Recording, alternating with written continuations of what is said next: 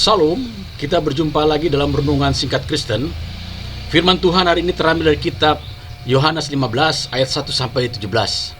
Firman Tuhan pada hari ini terambil dari kitab Yohanes 15 ayat 1 sampai 17. Demikian firman Tuhan yang akan saya bacakan. Pokok anggur yang benar.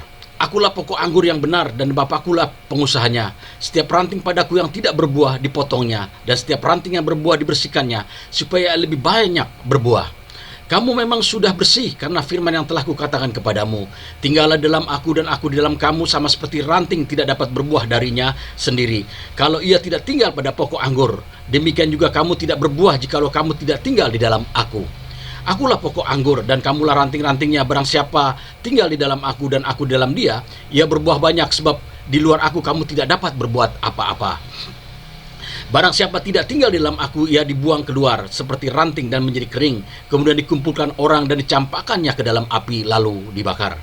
Jikalau kamu tinggal di dalam aku dan firmanku tinggal di dalam kamu, mintalah apa saja yang kamu kehendaki dan kamu akan menerimanya. Dalam hal ini Bapakku dipermulakan, yaitu jika kamu berbuah banyak, dan dengan demikian kamu adalah murid-muridku. Ayat 9. Seperti Bapa telah mengasihi aku, demikianlah juga aku telah mengasihi kamu. Tinggallah dalam aku, di dalam kasihku itu. Jikalau kamu menuruti perintahku, kamu akan tinggal di dalam kasihku, seperti aku menuruti perintah Bapakku dan tinggal di dalam kasihnya. Semuanya itu kukatakan kepadamu, supaya sukacitaku ada di dalam kamu dan sukacitamu menjadi penuh.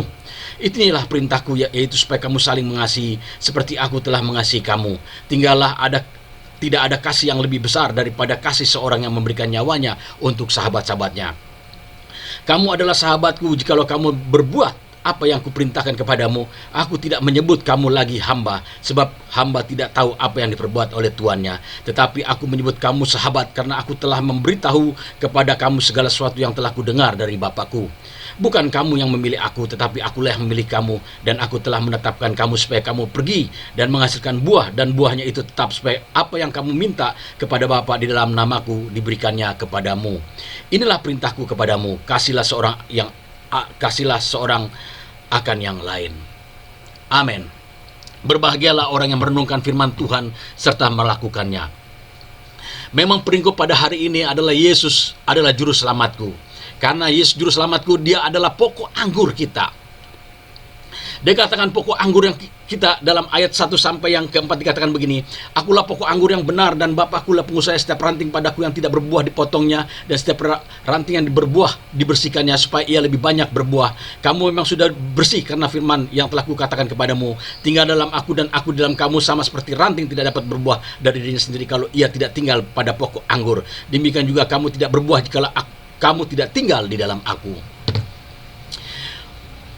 Kalau kita memahami firman Tuhan ini adalah sangat luar biasa, bahwa Yesus adalah juru selamat kita, bahwa Yesus adalah pokok anggur kita, bahwa Yesus adalah Tuhan kita, bahwa Yesus adalah penebus kita, bahwa Yesus adalah Tuhan yang baik, yang mengasihi kita, mengampuni segala dosa kita, bahwa Yesus adalah yang menggantikan segala pelanggaran kita, dosa kita di atas kayu salib dengan mengorbankan dirinya.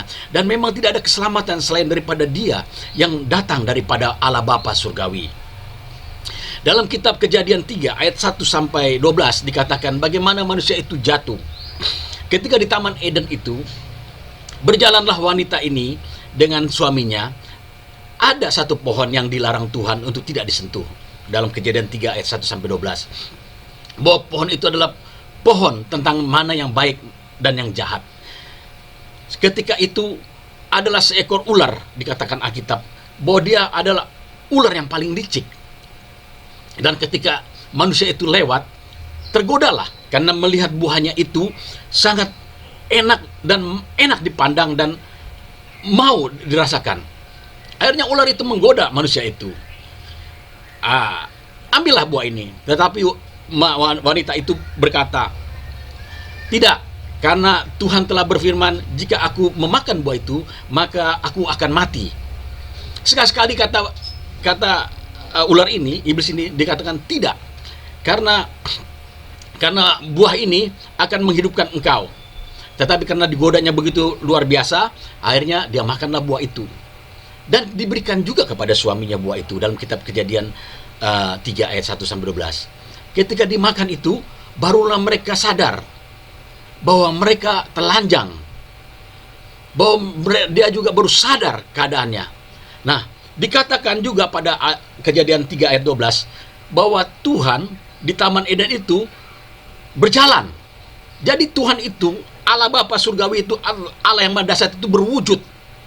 Karena Tuhan Yesus berkata dalam kitab Matius kepada orang Yahudi, orang Farisi, Saduki, wajahnya aja pun kau tidak tahu, bentuknya aja pun tidak tahu, tapi aku mengetahui karena aku datang daripada Dia. Dikatakan ketika langkah Allah Bapa surgawi di Taman Eden itu, maka ketakutan dalam manusia itu ngumpatlah di samping pohon. Karena kenapa dia ngumpet di samping pohon? Dia merasa bahwa dia telanjang dan dia sudah bersalah, dosa pertama karena makan buah itu. Lalu dikatakan oleh firman-Nya, di manakah engkau Adam? Akhirnya dia jawab, aku di sini. Aku telanjang. Siapa yang memberitahu engkau telanjang? Aku telah memakan buah yang pengetahuan yang baik dan yang jahat. Akhirnya Tuhan bertanya lagi, siapa yang memberimu buah itu? Wanita ini. Dia salahkan Hawa. Terus ditanya lagi sama Tuhan, Hawa, apa kau yang memberikan kepada Adam? Aku memberikan karena ular ini. Maka Tuhan melihat di situ manusia telah jatuh. Disitulah dikatakan Tuhan bahwa ular dikutuk, bahwa engkau akan berjalan dengan debu, dengan tanah, dan melingkar begitu. Dan manusia itu akan bersusah payah hidup di dunia ini. Karena di dunia ini dia akan mencari makan, mengais makanannya sendiri. Dan wanita itu akan melahirkan dengan susah payah. Dan setelah melahirkannya, dia akan berbahagia. Dia Allah yang baik, Allah yang menyelamatkan. Dan kemudian diusirnya wanita itu dari Taman Eden. Karena ditakut di situ juga ada buah kehidupan. Apabila dia makan buah kehidupan itu, maka dia akan abadi. Alkitab mengatakan, Allah Bapa melihat dia takut sama dengan posisi manusia ini. Dia tahu yang jahat dan baik, dan tetap dia akan abadi. Akhirnya manusia itu dilemparkan ke bumi. Mulailah terjadi. Dunia ini diliputi dengan yang jahat. Maka dunia ini dikuasai oleh kegelapan, dikuasai oleh yang jahat.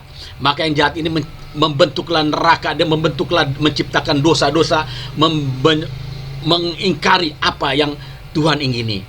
Beda dengan apa yang di Taman Eden. Ketika di Taman Eden manusia itu berkuasa. Dia berkuasa. Bagaimana Tuhan dari pertama menciptakan terang. Dia ciptakannya cakrawala. Dia ciptakannya tumbuh-tumbuhan. Dia ciptakannya binatang yang melata. Dia ciptakannya hewan-hewan dalam laut. Semua diberikan ke manusia untuk berkuasa. Tetapi ketika di dalam dunia ini, dia tidak berkuasa lagi. Melainkan dia mengais. Dia hidup. Dia mencari makan dengan bersusah payah. Kemudian kejadian demi kejadian terjadi. Bagaimana anak pertama Habel dan Kain saling membunuh. Begitu mengerikan di hadapan Tuhan melihatnya. Bahwa kejahatan makin kejahatan. Kemudian bertambah banyak juga melakukan dosa kejahatan luar biasa. Sampai Tuhan berkata, aku menyesal menciptakan manusia. Karena dilihatnya selalu kecenderungan manusia itu berbuat jahat. Akhirnya dihantamlah dengan air bah yang begitu dahsyat. Hanya keluarga Nuh, dia lihat begitu dahsyat juga, dia menyesal juga mengadakan malapetaka yang dahsyat itu ke dunia terhadap manusia. Akhirnya dia ciptakan lagi kehidupan, dibangun lagi menara Babel. Kesombongan manusia naik ke bikin gedung pencakar langit, mau sampai ke langit. Akhirnya Tuhan memisahkan bahasa-bahasa mereka, terus dan terus bergulir, dan manusia itu tidak mengikuti ketetapan dia, apa yang diinginkan dia. Sampai peristiwa Yakub. Yakub inilah akhirnya menghasilkan keturunan 12 suku Israel, umat pilihannya. Karena dari Yakub ini Tuhan berjanji kepada nenek moyangnya, yaitu Abraham, bahwa dia akan diberikan tanah, bahwa dia akan memulihkan keadaannya. Akhirnya ketika bangsa Israel itu masuk ke tanah Mesir, 400 tahun dijajah, akhirnya Tuhan mengeluarkannya pada saat Musa. Ketika Musa itu berkenan ke hadapan Tuhan, mengeluarkan umat Israel 40 tahun. Selama 40 tahun Alkitab mengatakan di dalam Ulangan 8 ayat 4, 40 tahun dia berjalan Itu pakaian, celana, sepatu, semua pun tidak ada yang rusak. Dan tidak bau, saudara. Di situ juga perjalanan itu luar biasa. Saya rasa juga tidak ada air juga, karena di gurun, di laut. Tidak rusak selama 40 tahun. Karena Tuhan menyertainya. Kita tahu bagaimana Tuhan Yesus, dia bersama dengan murid-muridnya, para rasul, menjalankan penginjilan selama 3,5 tahun. Pakaiannya juga murid rasul-rasul tidak ada yang rusak. Bajunya pun tidak ada yang kusut. Makanan semua diberi. Umat pilihannya waktu keluar dari bangsa Mesir 40 tahun selalu diberikan mana, burung puyuh untuk membakar makan. Wah, selama 40 tahun Tuhan jamin, digaransi oleh Tuhan. Begitu Tuhan Yesus kita menginjil, pelayanan 3,5 tahun di dunia ini, dia garansi. Bahkan manusia, jemaat yang ada 5.000 orang dewasa, ketika kelaparan pada saat itu, dia ciptakan makanan, roti dan ikan. Dari 5 roti, 2 ekor ikan menjadi 5.000. Itu orang dewasa, belum anak-anak, belum perempuan, itu laki-laki saja. Kemudian juga dia ciptakan bagaimana di pelayanan dia berikan kepada 4.000 orang makan dengan roti dan ikan juga. Sama, bahwa dia adalah Tuhan, bahwa dia adalah Tuhan. Karena waktu peristiwa dulu dan sampai sekarang tidak ada beda apa yang dia jalankan. Karena dia adalah, dikatakan, akulah pokok anggur yang benar, dan kamulah ranting-rantingnya. Tinggallah di dalam aku, maka engkau akan hidup. Kita harus tinggal di dalam dia, karena dialah yang menyelamatkan kita. 40 tahun bangsa pilihannya itu berjalan, tidak kekurangan, baju tidak koyak, sepatu tidak rusak, pakaian tidak hancur, celana tidak rusak, badan pun tidak bau, makanan diberikan. Tinggallah di dalam dia, karena dia pokok anggur. Begitu juga para rasul juga ketika tinggal dalam dia, dia tahu bagaimana Tuhan melakukan tanda-tanda mukjizat dan ajaib yang luar biasa. Bahkan para rasul itu dikatakan, kalau penginjilan tulis berkata, jangan bawa hanya selai pakaian satu pakaian saja. Saya percaya murid-muridnya hanya pakai satu helai pakaian saja dan tidak bawa pakai apa-apa. Ketika berjalan mereka 3,5 tahun, tidak ada terjadi kelaparan, tidak terjadi baju yang rusak, tidak terjadi sepatu yang kotor, tidak terjadi hal-hal badan yang sakit, tidak. Sama apa yang terjadi zaman dahulu dan zaman Kristus Yesus, dialah Tuhan. Karena dia berkata, aku dan Bapa satu. Karena dia dari Bapa. Kita tahu bagaimana hal Tritunggal. Tritunggal itu seperti manusia, Bapak Ibu sekalian. Ada roh, ada jiwa, ada tubuh. Tubuh adalah daging kita ini kelihatan. Roh itu kalau kita nggak ada, kita mati. Jiwa itu adalah hasrat, keinginan. Kalau kita ingin tidur, ingin berpikir, itu kadang-kadang hasrat. Tetapi roh selalu dalam hati mengingatkan kita. Kalau tubuh ini adalah gerakan. Begitu juga matahari, kalau kita lihat Tritunggal. Tuhan selalu menciptakan Tritunggal. Dia ciptakan matahari, bulat. Ada apinya, sinarnya panas luar biasa. Ada cahaya. Tritunggal. Begitu juga Allah Bapa, Allah Putra, dan Allah Roh Kudus. Karena dikatakan dalam Kejadian 1, pada permulaan ciptaan, Allah berfirman, maka jadilah.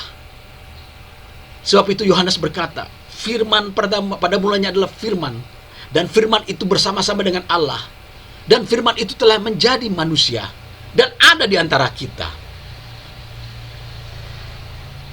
Sekarang, ketika dia naik ke surga, rohnya. Jadi yang ada di Allah Bapa surgawi ada 3. Allah ada dirinya dia sendiri. Ada Allah anak yang keluar dari dirinya sendiri. Ada Allah roh. Karena Allah anak ini adalah menyelamatkan manusia. Karena begitu besar kasih Allah ke dunia ini, maka diberikannya anak yang tunggal supaya barang siapa yang percaya kepada dia diselamatkan. Tidak ada jalan lain. Yesus Kristus. Kita harus hidup dalam Yesus Kristus. Di dunia saat sekarang ini bagaimana pandemi, ekonomi, peperangan Ukraina dengan Rusia maupun terjadi, kata orang itu akan terjadi perang dunia ketiga, kelaparan, goncangan-goncangan, tidak ada lain. Kita harus tinggal dalam Kristus Yesus. Ke dalam Yesus Kristus kita ada kedamaian, ada sukacita, ada berkat. Bahkan kalau mati pun kita diselamatkan. Ada pengampunan dosa, ada kasih dari Yesus Kristus Tuhan. Karena Yesus dalam kitab Ibrani 13 ayat 8 dikatakan, Yesus Kristus tetap sama dulu, sekarang, sampai selama-lamanya. Dia tidak pernah berubah. Bahwa dia adalah Tuhan. Dialah akan menyelamatkan kita. bagaimana dia menceritakan jalan kehidupannya dengan firman-firmannya. Dia katakan, tinggallah di dalam aku, maka kita akan diselamatkan. Dia katakan dalam firman-Nya, marilah kepadaku yang letih seru berat, aku akan berikan kelegaan kepadamu. Di dalam dunia persoalan pergumulan ini, kita masuk ke dalam Kristus, kita bersandar kepada Dia, kita berserah kepada Dia, maka kita akan memperoleh anugerah, kita akan memperoleh jalan keselamatan, kita memperoleh kebaikan anugerah Tuhan, kita memperoleh keberuntungan, karena Yesus selalu menyertai kita. Saya teringat sekali ketika seorang wanita Syro-Fenisia. Seorang Fenisia adalah seorang Samaria yang tidak mengenal Tuhan. Dia anaknya sakit. Ketika Tuhan Yesus ada, dia datang dengan Tuhan Yesus. Dia berkata kepada Tuhan Yesus, Tuhan tolonglah anakku supaya dapat disembuhkan dari segala sakitnya. Tapi Tuhan Yesus berkata apa kepada dia? Tidak baik memberikan roti kepada anjing, yang seharusnya kepada anak-anak. Yang dimasukkan Tuhan, kuasanya itu diberikan kepada umat pilihannya saja, karena umat pilihannya adalah yang paling berkenan kepada Dia. Tetapi wanita Syro-Fenisia ini berkata apa kepada Tuhan? Tapi Tuhan, anjing pun makan dari renyah-renyah yang jatuh dari roti anak-anaknya itu. Maka Tuhan Yesus melihat bahwa imannya luar biasa. Maka kepada wanita Syro-Fenisia itu, pulanglah, karena anakmu telah sembuh dan engkau diselamatkan. Luar biasa, anaknya sembuh. Kalau tinggal di dalam Yesus Kristus, maka kita akan melihat mukjizat, kita akan melihat kasih karunia, kita melihat berkat yang luar biasa, kita melihat anugerah Tuhan. Dan suatu ketika Tuhan Yesus berjalan di kota Naim, adalah seorang janda memiliki seorang anak. Dia menggotong-gotong anaknya itu karena sudah mati. Ketika rombongan itu berjalan, di stop oleh Tuhan Yesus. Dia lihat karena wanitanya itu merasa berduka karena anak yang tunggal itu meninggal. Maka Tuhan menghidupkan anak itu. Ketika dihidupkan kembali, maka ibu itu bersuka cita, janda itu. Bayangkanlah, orang mati saja bisa dihidupkan. Bahkan orang yang sakit pun disembuhkan. Dan ketika dia juga di Kalom Bethesda, dia lihat ada seorang orang lumpuh yang sudah 38 tahun. Dia lumpuh, hanya bisa berminta-minta di situ. Ketika ketemu dengan Tuhan Yesus, dia melihat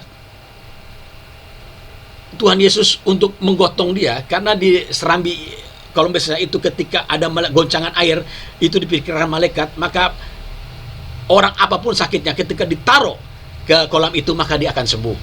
Tetapi ketika goncangan itu menghilang, dia masih tetap di situ dan masih dalam keadaan lumpuh.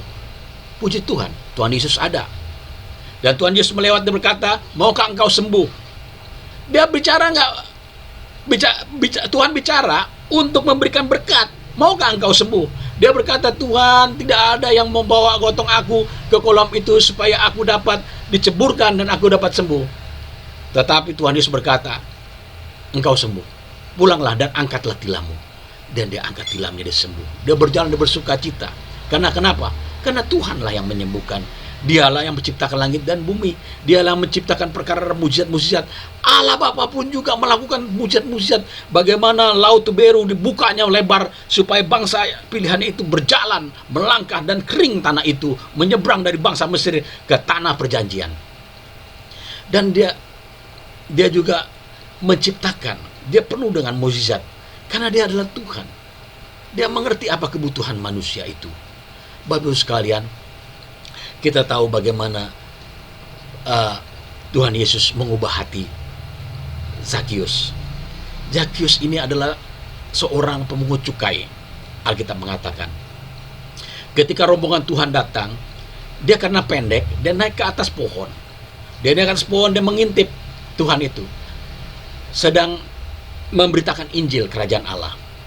Ketika Tuhan melihat, turunlah kau Zakius, aku akan datang ke rumahmu untuk makan. Tuhan Yesus makan, datang ke rumahnya. Apa yang terjadi? Dia seorang pemungut cukai yang boleh dikatakan sangat dengan uang lah.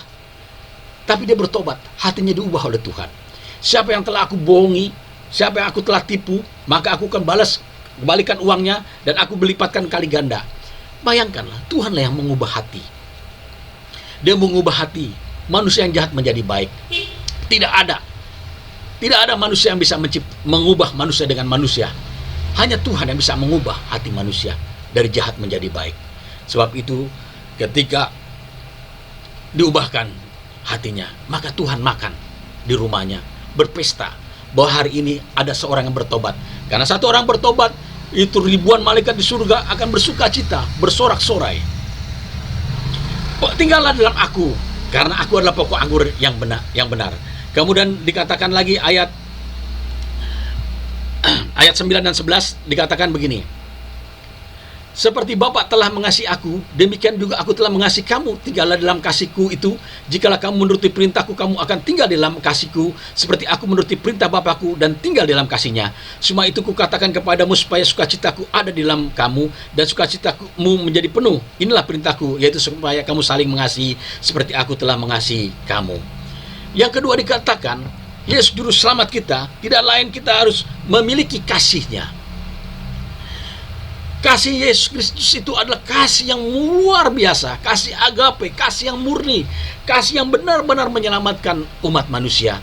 Dia datang ke dunia ini untuk dihancurkan tubuhnya, untuk diremukkan badannya. Untuk apa? Untuk mengasihi manusia, menghapus segala dosa, karena tidak ada bisa mengampuni segala dosa manusia selain daripada Tuhan sendiri itu. Pemasmur 51 ayat 19 dikatakan, jiwaku hancur, hati yang rembuk, tidak kau pandang hina. Dan engkau melihat Tuhan, bahwa kasih-Mu itu luar biasa. Jika kita mengaku dosa kita, ayat 1 Yohanes 1 ayat 9, jika kita mengaku dosa kita, Ia adalah setia dan adil. Ia akan mengampuni segala dosa dan pelanggaran kita. Kitab Yesaya mengatakan, merahkah seperti kain biji akan putih seperti salju, kotorkah seperti kain kusumba akan putih seperti bulu domba. Pemasmur mengatakan juga, berbahagialah orang diampuni dosanya dan dilupakan segala pelanggarannya. Darah yang tertumpah itu telah mengasihi kita, menebus segala dosa kita, pelanggaran kita. Tidak ada. Kita mau bayar dengan apa pengampunan dosa? Dosa itu hanya bisa diampuni oleh kasih dari Tuhan. Waktu kitab Kejadian menuliskan bagaimana manusia itu berdosa, haruslah dia memberikan sembelih, pengorbanan domba itu 7 kali memercikan darah. Kalau miliaran manusia, berapa domba yang harus dikorbankan baru dapat disucikan oleh Tuhan? Sebab itu dikatakan, domba dari anak Allah sendiri yang turun ke dunia ini, dialah yang menebus kita, darahnya tercurah. Kita tahu bagaimana kejadian ketika dia mengalami di penganiayaan, darahnya tertumpah di Kaifas, kemudian di Pilatus, bagaimana dipukul, direjam, sampai Yesaya pun mengatakan, kita lihat bagaimana dia dihancurkan tubuhnya. Nah, kalau dulu zamannya bangsa Romawi itu menghukum bukan dengan cambuk, Bapak sekalian, dia seperti cambuk, tetapi dia ada duri-duri logam yang sangat tajam di ujungnya, benar-benaran. Kita tahu dalam filmnya kan, dia dipukul, robek kulitnya, sampai pun dia di kayu salib harus ditikam hatinya supaya keluar darahnya, dia dianggap mati. Dan itu dikerjakan karena itu adalah perintah dari Allah Bapa Surgawi. Karena apa juga? Dia harus mati dan menyelamatkan manusia yang sejak zaman Adam sampai zamannya itu yang masih di lembah kekelaman. Jadi orang-orang kudus itu masih terbelenggu di lembah kekelaman. Daud mengatakan, sekalipun aku dalam lembah kekelaman aku tidak takut bahaya, gadamu dan tongkatmu menyertai aku. Dan kitab Matius mengatakan ketika dia mati, masuk ke dalam kubur, dia menebus, dia menginjilkan. Dan kitab Matius mengatakan ketika dia mati, langsung roh-roh orang kudus itu terbang naik ke surga. Sekarang ini tidak lagi kekelaman, karena ada zaman Kristus Yesus. Ketika kau mati, kau percaya bahwa Yesus Kristus Tuhan, kau langsung ke surga. Dia adalah penyelamat, dan dia penolong kita karena begitu kasih besarnya kepada kita. Dia langsung mengambil kita naik ke surga. Dan saya senang sekali orang-orang Kristen, dia tidak mementingkan soal neraka, dia mementingkan bagaimana di surga. Karena di surga ada programnya adalah apa, kata Tuhan Yesus, taruhlah hartamu di surga, karena gengat dan karat tidak ada di sana. Di sana banyak rumah. Di rumah Bapakku banyaklah tempat. maka kita akan di sana memiliki tempat, dan tempat-tempat kita sangat indah. Dan di sana saya mendengar kesaksian ketika ada orang mati naik ke surga, ketika mati suri, dia makan buahnya aja, dicopot, dia tumbuh lagi. Tidak perlu lagi menanam lagi, tidak perlu lagi jerih payah. Di sana kita hanya memuji menyembah Allah yang hidup. Kita bersama Tuhan yang hidup. Kita merasakan kasih Allah, dan kita mengenal bagaimana tokoh-tokoh Alkitab di sana hadir. Kita akan bertemu dengan Musa, kita akan bertemu dengan Elia, kita akan bertemu dengan Raja Daud, kita bertemu dengan Tuhan Yesus Kristus sendiri yang sampai sekarang masih memandang kita dari surga. Dia ada, karena dia ada bagi kita. Itulah dikatakan, aku mengasihimu, turuti dalam kasihnya. Karena dia yang memilih kita. Bukan dunia, bukan kita yang memilih dia, tetapi dia memilih kita. Itulah yang paling berharga.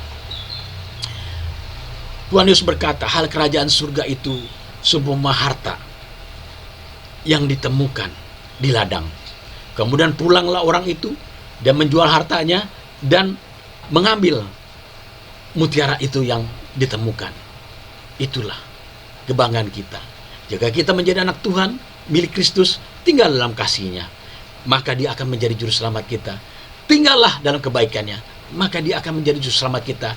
Tinggallah di dalam anugerahnya dia, maka kita dalam juru selamat kita. Yesus Kristus tetap sama dulu, sekarang, sampai selama-lamanya. Bapak Ibu sekalian, saya teringat sekali bagaimana cerita pendeta John Lex, seorang hamba Tuhan yang hidup tahun 1700-an. Dia menginjil ke Afrika dari Amerika. Dia adalah seorang pengusaha, seorang yang boleh katakan kaya raya. Tetapi dia mempunyai keinginan, panggilan Tuhan untuk menginjil di Afrika Selatan. Ketika pada saat itu terjadilah wabah seperti sekarang ini, flu, dan banyak orang yang mati di sana. Dia kaget. Dia sebagai pendeta, tetapi bukan dia menginjil juga, tetapi dia harus mengubur mayat setiap hari. Karena orang mayat-mayat di situ yang mati oleh karena flu, dia harus doakan. Nah, suatu ketika dikumpulkanlah hamba-hamba Tuhan di seluruh Afrika untuk berdoa bersama. Ketika mengadakan rantai doa dan berdoa bersama, minta Bapa Surgawi menghentikan segala wabah ini dan berdoa kepada Tuhan Yesus supaya dihentikan wabah ini, maka apa yang terjadi? Berhentilah wabah itu.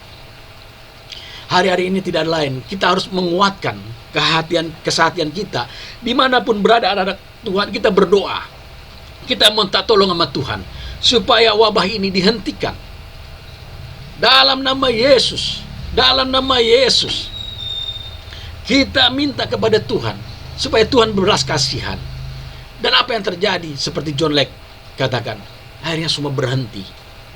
Ketika berserah kepada Tuhan, kita mengangkat tangan, maka Tuhan akan turun tangan. Tuhanlah pembela kita. Pemasmur mengatakan, jika Tuhan dibela kita, siapakah lawan kita? Tuhan akan menginjak-injak musuh kita. Penyakitkah? Kemiskinankah? Kelemahankah? Maka Tuhan akan melenyapkan, karena Tuhan akan menginjak-injaknya. Sebab itu Tuhan Yesus berkata, ketika dia mulai berkhotbah, dikatakan roh Tuhan ada padaku. Dia akan membebaskan tawanan dosa, tawanan penyakit. Dia bebaskan tawanan kemiskinan, tawanan kelemahan tubuh, tawanan problem, pergumulan. Dia semua dia bebaskan. Karena apa? Dialah jalan keluar, jalan kelepasan bagi kita. Sebab itu dikatakan ayatnya, mintalah akan diberi, ketuk pintu akan dibukakan, cari akan mendapatkan. Kita tahu hamba Tuhan Reinhard Bonnke. Dia sangat luar biasa dalam penginjilan di Afrika. Sekali khotbah bisa 22 juta, 4 juta jiwa hadir dalam ibadahnya. Dan dia menginjil begitu dahsyat, luar biasa. Karena saya baca dalam bukunya, waktu dia mulai menginjil, Bapak Ibu sekalian, memang di negara itu terlalu banyak percaya perdukunan. Maka ada seorang yang kurang percaya, karena dikatakan Reinhard Bonnke berdoa sakit penyakit maupun sembuh apa segala macam. Dia berkumpul dengan polisi, panitia, memasukkan orang mati di bawah panggung. Di atas panggung itu Reinhard Bonnke. orang yang sudah mati ditaruh di bawah panggung untuk acara. Ketika acara berlangsung, terjadi mujizat Tuhan, kuasa Tuhan terjadi di mana-mana, sakit disembuhkan, lumpuh disembuhkan, buta melihat, penyakit-penyakit apapun, kuasa setan dihancurkan, dan kelemahan tubuh dilenyapkan. Maka setelah ibadah, terjadilah heboh luar biasa. Ini buku Reinhard Bonnke. Terjadi luar biasa. Karena kenapa? Karena orang yang mati itu ternyata hidup. Dihidupkan kembali setelah acara ibadah itu. Wah, akhirnya polisi cerita kepada Reinhard Bonnke bahwa ada orang yang mencoba-coba untuk menaruh orang mati. Apa kuasa Tuhan terjadi? Terjadi. Sebab orang mati itu bangkit, maka terjadilah kebangunan rohani yang besar. Hadirlah 2 juta, 4 juta orang. Saya juga teringat pada Om Yakub Nahuai, bagaimana dia khotbah. Dia pernah memberi kesaksian pada saat mengadakan kebaktian kebangunan rohani di Papua tahun 80-an. Tiba-tiba ada seorang kepala orang besar, dia membawa semacam panah, meneriak-teriak. Tapi ketika KKR itu berjalan, Tuhan, Pak Yakub Nahuai berkata, tenang semua. Dia tengking, dalam nama Yesus Kristus, keluar kau setan. Maka terjadi apa? Orang itu langsung lemas dan bertobat. Dan banyak lagi kesaksian bagaimana juga Polyong Kicho dari sakit penyakit tipes pada saat perang Korea begitu dahsyat yang sangat luar biasa. Akhirnya Tuhan sembuhkan. Itulah kasih Tuhan. Dan yang ketiga dikatakan juga ayat 16 dan 17 dikatakan begini, bukan kamu yang milih aku, tetapi aku yang milih kamu, dan aku telah menetapkan kamu supaya kamu pergi dan menghasilkan buah, dan buahnya tetap, supaya apa yang kamu minta kepada Bapa dalam namaku diberikannya kepadamu. Inilah perintahku kepadamu, kasihlah seorang akan yang lain. Tuhan telah memilih kita. Dialah juru selamat kita. Dia adalah pokok anggur kita. Dia adalah kasih kita. Dia adalah yang memilih kita. Berbahagialah orang yang dikenan Tuhan. Berbahagialah orang yang memiliki Tuhan Yesus Kristus. Berbahagialah orang yang cinta Yesus Kristus. Berbahagialah orang yang takut akan Tuhan. Berbahagialah kalau kita dipilih oleh Tuhan Yesus Kristus. Karena hidup kita bukan kita lagi, melainkan Kristus yang hidup bagi kita. Jadi dialah yang merubah sikap kita, perilaku kita. Dari orang yang jahat menjadi yang baik. Dari seorang yang penggemar minuman keras menjadi orang yang baik. Dari seorang yang jahat menjadi yang baik, dan orang yang sulit menjadi orang yang baik. Hanya Tuhan yang bisa mengubah kita. Dia telah memilih kita, kita menjadi berkat-Nya. Ketika kita jadi pilihnya, marilah kita menjadi berkat. Kalau kita dalam Dia, kita nggak usah takut. Kita beritakan Injil, keselamatan datang daripada Tuhan. Karena barang siapa yang percaya, maka dia akan diselamatkan, kata Alkitab. Kita memberikan Injil ini, bahwa Yesus Kristus Tuhan yang menyelamatkan setiap umat manusia. Karena kasih-Nya begitu besar akan dunia ini, besar kepada dunia ini, kepada segala umat manusia, supaya barang siapa yang percaya diselamatkan. Jadilah kita penginjil-penginjil, jadilah kita pemberita firman Tuhan, jadilah kita pelayan Tuhan. Karena apa? Ketika kita menjadi pelayan Tuhan, kita jadi penginjil, kita menaruh harta kita di surga. Ketika kita melakukan yang baik, Tuhan Yesus berkata, berbuat baiklah sama seperti Bapamu yang di surga selalu berbuat baik. Maka kita telah mengumpulkan harta kita di surga. Nanti Tuhan akan lihat takaran kita. Sebab takaran apa yang kita berikan kepada orang untuk kita lakukan, untuk menginjil, untuk pelayanan, maka akan diberikan. Wahyu mengatakan kepada 7 jemaat bahwa kita akan diberikan mahkota. Asal kita tidak suam-suam kuku, asal kita tetap berpegang teguh, asal kita berjalan kepada firman-Nya, asal kita bersatu pada Yesus Kristus Tuhan sebagai juru selamat kita, maka kita akan diberikan kotak kehidupan, mahkota kehidupan. Kita diberikan anugerah keselamatan, kita diberikan kemurahan Tuhan. Berkat-berkat Tuhan akan dicurahkan bagi kita, keberuntungan, keberhasilan. Tuhan Yesus berkata, akulah yang memilih kamu supaya kita hidup. Dan Daud mengatakan, dulu aku muda, sekarang aku kaya, aku tua. Tidak pernah aku lihat orang yang takut Tuhan tuh mengemis-ngemis atau kekurangan roti, melainkan dia penuh berkelimpahan. Kita udah berkelimpahan rohani, kita akan berlimpahan jasmani. Karena apa? Kita percaya Karena Tuhan yang memilih kita, maka Dia akan mencukupkan segala kebutuhan kita. Karena Tuhan telah memilih kita, Dia akan memberikan keberuntungan kepada kita. Karena Tuhan telah memilih kita, Dia akan memberikan keberhasilan. Karena Tuhan telah memilih kita, maka Tuhan akan menyembuhkan kita. Karena Tuhan telah memilih kita, Tuhan akan mengampuni dosa kita. Demikianlah firman Tuhan pada hari ini. Kiranya menjadi berkat bahwa Tuhan adalah juru selamat kita, karena Dia adalah pokok anggur kita. Bahwa Dia adalah kasih kita, supaya kita dapat mengasihi. Bahwa Dia adalah memilih kita. Demikianlah firman Tuhan.